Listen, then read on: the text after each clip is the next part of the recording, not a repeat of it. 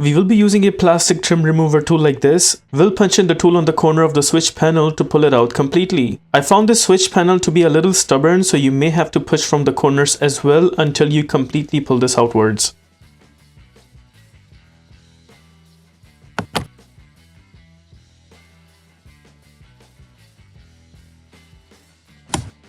There you notice the switch panel is pulled out. It also has two plugs behind that we need to pull out. Press and hold this tab of the plug and then pull the plug outwards.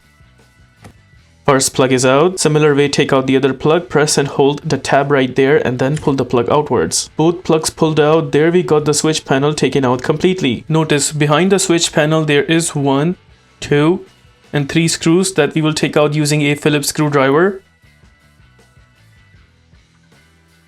First screw is out.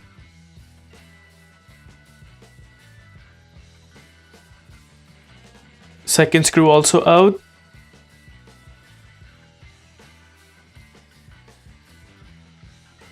That is the third screw right there. In total, we are only supposed to take out 3 screws right there. Now we will just slightly lift up the window switch just like that. And this is how we take out the window switch. In my case, this switch is good, so I'll be installing it back. But in your case, if you have a new switch and you want to install it back, all you have to do is just place it back to that cover right there. We make sure it's properly aligned.